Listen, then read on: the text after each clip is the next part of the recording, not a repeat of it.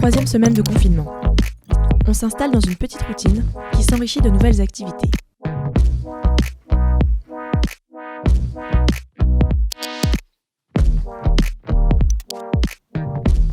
Alors voici l'envers du décor, la table de salle à manger, / mon bureau, / le studio d'enregistrement.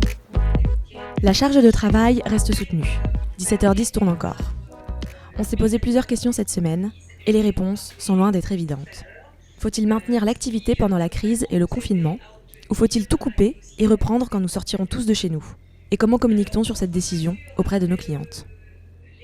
Pour répondre à la première question, il a d'abord fallu comprendre quelles étaient les aides mises en place par l'État et voir celles auxquelles on pouvait prétendre. Pour 17h10, on a lancé plusieurs demandes. Le report des échéances bancaires et fiscales et le chômage partiel pour certains postes. Aussi, nous avons lancé une demande pour un PGE, un prêt garanti par l'État.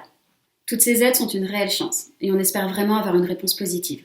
En revanche, elles ne seront pas suffisantes pour couvrir toutes les charges restantes, surtout si le confinement venait à durer. Et je voulais un petit peu voir avec vous qu'est-ce qui était possible de faire dans la mesure où la boutique est fermée. Forcément par la force des choses, voilà. Je crois les loyers, comme celui de notre boutique par exemple, ne sont pas annulés ni diminués. Cela est laissé à l'appréciation et à la solidarité de chaque propriétaire. De notre côté, on a reçu la facture du loyer d'avril. Une charge conséquente et qui ne sera pas du tout rentabilisée. Une fois par semaine, je passe à la boutique, j'ai fait ma petite attestation. C'est indispensable pour relever le courrier, arroser les plantes, vérifier que tout va bien. Et voilà, tout va bien, la boutique est en forme, attend tranquillement qu'on la réouvre. On a toutes les belles couleurs d'été qu'on avait reçues et qu'on avait eu le temps d'installer juste avant le confinement qui sont là, qui attendent. Donc voilà, on avait ce jaune, un bleu roi. Ça me crève le cœur de baisser le rideau par ce beau soleil. Une partie de notre collection printemps-été est arrivée juste avant le confinement. On se retrouve avec des belles pièces de saison à vendre. Et comme la plupart des acteurs de la mode, face à la problématique de devoir les écouler dans un laps de temps très réduit par le confinement. Alors bien sûr, les aides de l'État dont on a parlé vont être précieuses et beaucoup nous aider, mais il est malgré tout indispensable qu'on maintienne un certain chiffre d'affaires en avril, c'est-à-dire qu'on maintienne l'activité. Alors on s'adapte, on ne peut plus vendre en boutique, mais par contre, les ventes en ligne, elles, sont autorisées et possibles.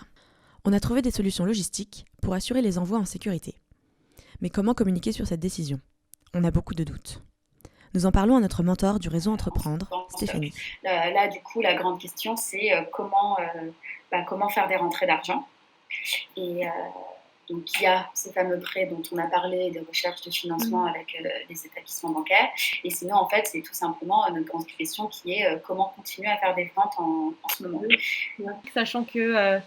c'est un peu gênant de parler de mode dans un contexte comme celui-ci, mais en même temps, c'est notre gagne-pain. Non, faut déculpabiliser, oh là là. Non, surtout pas.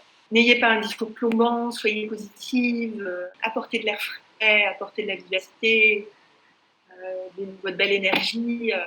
Ne pas couper le moteur, c'est aussi ne pas couper le lien. Rester présente à l'esprit de celles et ceux qui suivent notre marque, sans être pushy dans nos communications. Il faut trouver le bon équilibre de tonalité et de type de contenu. Moi, je suis convaincue que la transparence, enfin en tout cas si c'est bien amené, elle peut expliquer. Être transparente et didactique, c'est bien l'enjeu de ces vidéos. Vous montrez l'envers du décor, vous expliquez les choix que nous faisons en vous invitant à vous mettre à notre place. C'est une des réponses que nous avons trouvées à la question « Comment communiquer pendant cette crise ?» L'autre challenge, inhérent au fait de maintenir notre activité, c'est maintenir nos services. Rester présente et disponible pour les clientes qui le souhaitent. Pas évident dans le cadre actuel. Sakina, notre responsable de boutique, nous propose de maintenir son rôle d'accompagnement et de conseil par téléphone ou visio pour les clientes qui achètent en ligne pendant le confinement si elles le souhaitent. Elle nous fait part de son idée. Qu'est-ce que j'adore le plus et qu'est-ce qui me manque le plus, c'est le contact clientèle. Vous nous manquez, mes clientes me manquent. Le conseil que je peux leur apporter, l'attention me manque. Donc je suis là pour vous, mesdames. Sachez que le magasin, en gros, c'est ça, je vais préparer bien mon texte, mais le magasin, on ne peut plus y aller, on ne peut plus se rencontrer dedans, mais je peux venir chez vous, c'est le magasin. Donc, on peut se mettre en contact, en webcam, et je suis là pour vous servir. 17h10, c'est là pour vous servir et vous accompagner. N'hésitez pas à nous faire un petit truc. Voilà, les filles. Écoutez, merci. C'est génial. Merci pour votre énergie, merci pour ces belles idées, merci de vous impliquer comme ça. Bon, et trêve de boulot. S'il y a un rendez-vous qu'on affectionne particulièrement pendant le confinement, qui nous fait fermer nos ordinateurs le mercredi, c'est Top Chef.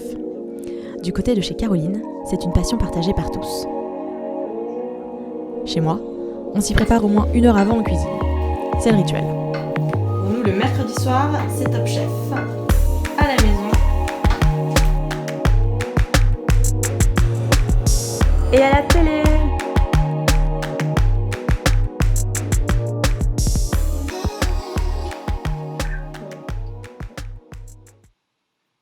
Et vous gardez le moral quand même? Oui, complètement. Non, mais je te dis, justement, tu vois, on sait que c'est compliqué. Après, nous, on n'est pas non plus les plus à plaindre, hein. En vrai, ça va. On avait de la trésorerie d'avance et tout. Donc non, c'est plus de cette ambiance actuelle, je te dis, où toute la vie semble être en pause, alors que toi, dans ton travail, il faut que tu continues à prévoir l'avenir. Oui. Mais justement, ce truc de prévoir l'avenir, c'est une grande partie, ce qui fait qu'on est motivé, qu'on est content. Enfin, moi, c'est la partie que j'aime le plus dans 17h10. Tu vois, c'est créer, concevoir de nouveaux produits. Donc, L'activité est maintenue, mais à un rythme ralenti, bien sûr. On ne sait pas combien de temps on va rouler au pas, avec un chiffre d'affaires diminué. Mais même si nous sommes dans l'incertitude, il faut se projeter, tenir un cap et suivre une roadmap.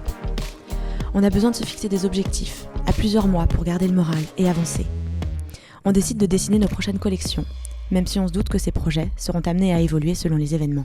Pour conclure, on a décidé de maintenir autant que possible notre activité sur le digital, en respectant toutes les normes de sécurité bien sûr, car nous pensons qu'il sera plus facile de redémarrer après la crise si on est resté ne serait-ce qu'un tout petit peu en mouvement que si on s'est complètement mis à l'arrêt.